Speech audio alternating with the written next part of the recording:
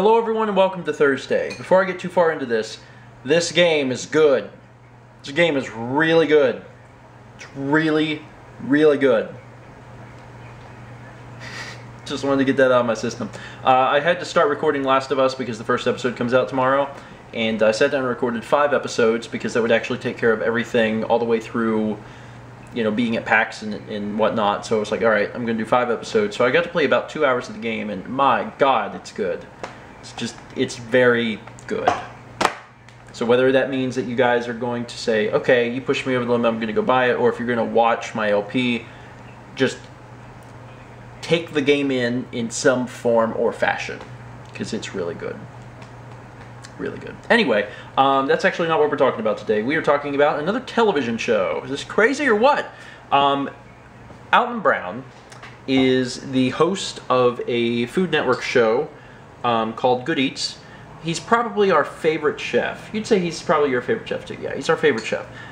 Big fan of Good Eats. He had another show that was very short-lived called Feasting on Asphalt. And actually in the first episode he was in Mount Pleasant, and we've driven past the place that he ate. But he is now part of a new show, and the new show is called Cutthroat Kitchen. And it is so wacky. It is a wacky concept for a show, but it was very fun to watch tonight. We saw presumably the first episode of the show, and Alton Brown is perfect for the show because he's a very off-the-wall, quirky character, and it's a very off-the-wall, quirky show. You may recall some weeks ago we brought you Drunk History. We're talking about Drunk History, and we got a few of you to watch it, and you actually got back with me and said you saw it and you loved it, you thought it was really funny. Hopefully you'll do the same thing with Cutthroat Kitchen because it is fantastic, especially if you're an Alton Brown fan. It's amazing. So the concept of the show is it's a cooking competition show. God forbid we already have 10 million of those on television on every single network, and you're right. But in this show, they have $100,000.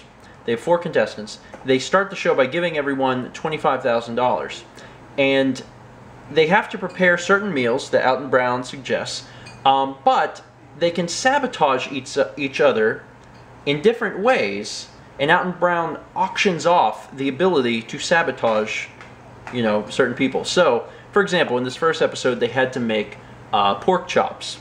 And at the beginning, they go in and they have to get all their supplies that they're going to need for cooking their food. And then Alton Brown says, okay, now we're going to look at some of the ways you can sabotage people. So the first step is pork chops. And you would be able to buy really crappy pork chops that, you know, are gross or old or whatever to give to your opponents so they would have to cook with those.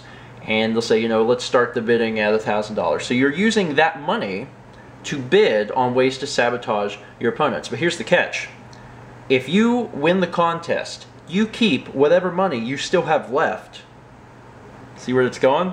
So even though you're trying to always use your money to bid against the other contestants and, you know, sabotage them in some way, you are also trying to not spend too much money, because if you do win, you get to keep whatever's left.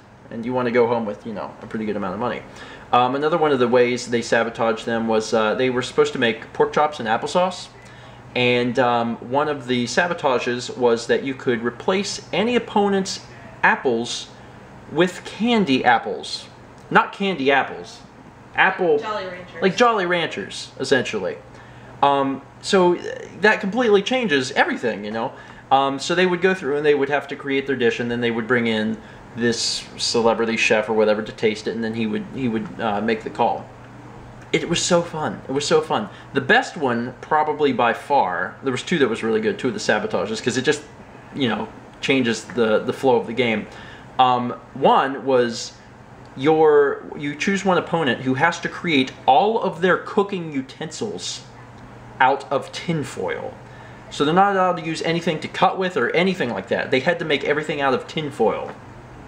That was amazing. And then there was another one where they were making something with cheese.